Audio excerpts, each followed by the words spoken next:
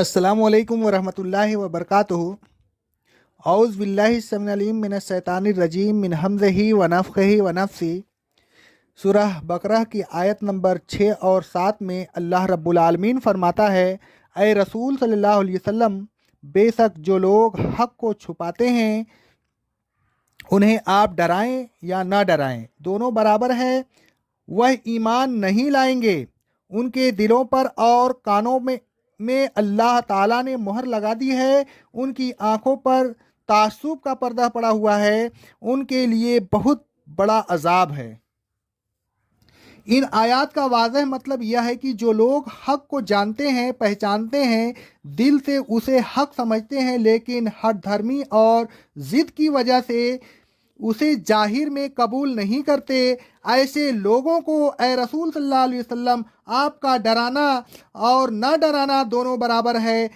آپ ڈرائیں یا نہ ڈرائیں، یہ لوگ ایمان نہیں لائیں گے۔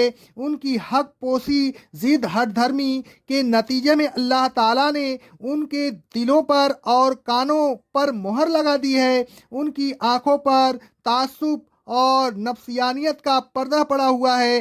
ایسے ہٹ دھرم متعصب اور حق پوش لوگوں کے لیے آخرت میں بہت بڑا عذاب ہے۔ جس شخص کو حق معلوم نہیں لیکن حق کی تلاش میں رہتا ہے، اللہ تعالیٰ سے ڈرتا رہتا ہے اور یہ ارادہ رکھتا ہے کہ حق مل جائے تو اسے تسلیم کر لے گا، ایسے آدمی کو حق بات بتانا مفید ہوتا ہے۔ ایسا آدمی فوراً حق کو قبول کر لیتا ہے، اسے ڈرایا جائے تو فوراً ڈر جاتا ہے، نہ کسی قسم کی ہٹ دھرمی کرتا ہے اور نہ ضد، حق پر ایمان لے آتا ہے اور اس پر عمل شروع کر دیتا ہے۔ اللہ رب العالمین فرماتا ہے سورہ یاسین کی آیت نمبر 11 میں، اے رسول صلی اللہ علیہ وسلم، آپ تو اس شخص کو ڈرا سکتے ہیں جو نصیحت کی پیروی کرے اور اللہ سے غائبانہ ڈرتا رہے، ایسے آدمی کو مغفرت اور عزت والے اجر کی خوشخبری سنا دیجئے، برخلاف اس کے جسے حق معلوم ہے اور پھر وہ ہٹ دھرمی میں حق کا انکار کرتا ہے، تو آخر ایسے آدمی کی اصلاح کی کیا صورت ہو سکتی ہے؟ ایسے آدمی ایمان نہیں لا سکتا، اسے نصیحت کرنا یا نہ کرنا دونوں برابر ہے۔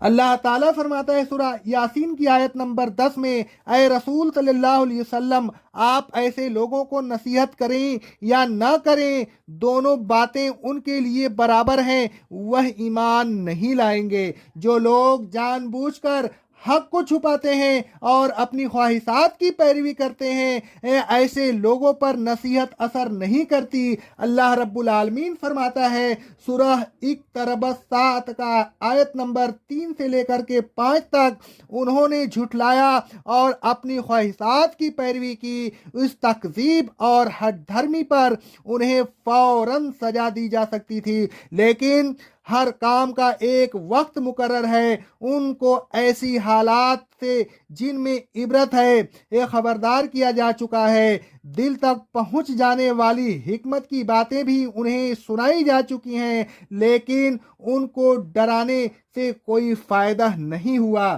ایسے لوگوں کے دلوں پر اور کانوں پر ان کی ہٹ دھرمی، ضد اور بدعمالی کی وجہ سے مہر لگ جاتی ہے، تعصب اور نفسیات کی وجہ سے ان کی آنکھوں پر غفلت کا پردہ پڑ جاتا ہے، اور جب دلوں اور کانوں پر مہر لگ جاتی ہے، آنکھوں پر پردہ پڑ جاتا ہے، تو ایسے لوگ کیسے ایمان لا سکتے ہیں؟ اس مضمون کو اللہ تعالیٰ نے قرآن مجید میں بار بار بیان فرمایا ہے۔ اللہ تعالیٰ فرماتا ہے سورہ الجاثیہ کی آیت نمبر 23 میں، اے رسول صلی اللہ علیہ وسلم، کیا آپ نے اس شخص کو دیکھا جس نے اپنی خواہشات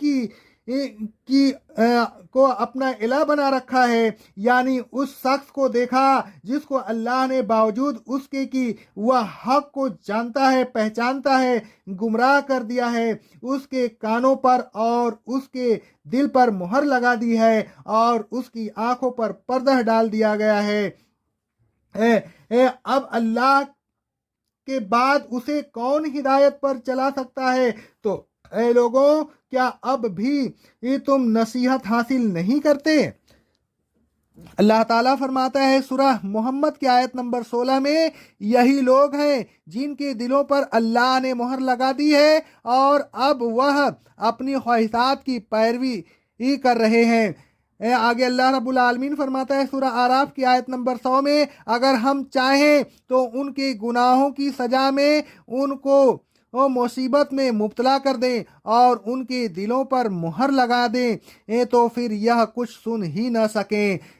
دل پر مہر لگ جانے کے بعد فطری صلاحیت ختم ہو جاتی ہے، پھر آدمی کچھ نہیں سنتا، اپنی خواہشات کی پیروی میں لگا رہتا ہے۔ اللہ رب العالمین فرماتا ہے سورہ اعراف کی آیت نمبر 101 میں، پھر ایسا نہیں ہوا کہ جس چیز کو انہوں نے پہلے جھٹلا دیا تھا بعد میں اس پر ایمان لے آتے۔ ایمان تو جب لاتے جب پہلے انہوں نے نادانی سے جھٹلایا ہوا ہوتا، انہوں نے یہ تو جان بوجھ کر جھٹلایا تھا، لہذا بعد میں ایمان لانے کا سوال ہی پیدا نہیں ہوتا۔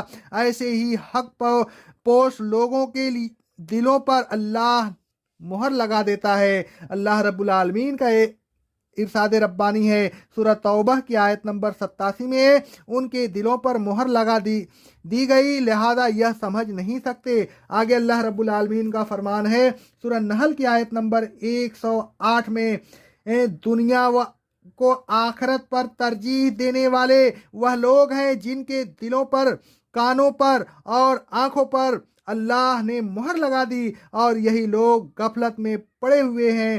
آگے اللہ رب العالمین فرماتا ہے سورہ المائدہ کی آیت نمبر 13 میں، ان لوگوں کے عہد توڑنے کی وجہ سے ہم نے ان پر لعنت کی اور ان کے دلوں کو سخت کر دیا۔ اس آیت سے معلوم ہوا کہ بدعہدی کا انجام دلوں کی سختی ہے۔ دوسری لفظوں میں ہم کہہ سکتے ہیں کہ جو شخص بدعہدی کرے گا اس کے دل پر مہر لگ جائے گی اور پھر دل سخت ہو جائیں گے۔ ایسے سخت پر کوئی نصیحت اثر نہیں کرے گی۔ اللہ رب العالمین فرماتا ہے سورہ المنافقون کی آیت نمبر 3 میں، منافقین کی بدعمالی کی وجہ یہ ہے کہ یہ لوگ اگرچہ بظاہر ایمان لے آئے ہیں اور زبان سے اس کا اقرار بھی کرتے ہیں، لیکن پھر اس اقرار کے بعد جب اپنے دوستوں کے پاس جاتے ہیں تو اسلام کا انکار کر دیتے ہیں، لہذا ان کے دلوں پر مہر لگا دی گئی ہے اور اب یہ سمجھ نہیں سکتے۔ ان تمام آیات کا خلاصہ یہ ہے کہ یہ جو لوگ جان بوجھ کر حق کا انکار کرتے ہیں ان کے دلوں اور کانوں پر مہر لگ جاتی ہے، اور جب دلوں پر مہر لگ جائے تو اب حق کو کیسے تسلیم کریں؟ کانوں پر مہر لگ جائے اور حق کو سننے کی صلاحیت چھین لی جائے تو حق کو سننے کے لیے وہ کان کہاں سے لائیں جن میں حق کو سننے کی صلاحیت ہو؟ اور جب آنکھوں پر پردہ پڑ جائے تو مہر لگ جائے اور آنکھوں سے حق کو دیکھنی صلاحیت جاتی رہے تو آخر انہیں اب حق کیسے نظر آئے؟ ایسے لوگ کبھی بھی حق کو تسلیم کر کے ایمان نہیں لا سکتے۔ اللہ تعالیٰ نے اس حقیقت کو ایک اور انداز میں بھی سمجھایا ہے۔ اللہ تعالیٰ فرماتا ہے سورہ انعام کی آیت نمبر 25 میں، ہم نے ان لوگوں کے دلوں پر پردہ ڈال دیے ہیں تاکہ وہ حق کو سمجھ نہ سکیں، اور ان کے کانوں میں بوجھ ڈال دیے ہیں تاکہ حق بات کو سن نہ سکیں۔ الغرض ہر دھرم لوگوں کا ضمیر مردہ ہو جاتا ہے، روحانیت پر مہر لگ جاتی ہے، روحانی طور پر مہرے اور اندھے ہو جاتے ہیں، ان کے لیے ہدایت کے تمام راستے بند ہو جاتے ہیں۔ قبول حق کی فطری اصلاحیت سلب ہو جاتی ہے، گمراہی سے نکلنا ناممکن ہو جاتا ہے۔ ایسے لوگوں کے لیے سوائے عذاب عظیم کے اور کیا ہو سکتا ہے؟ اقول قولی ھذا استغفر اللہ استغفر اللہ استغفر اللہ۔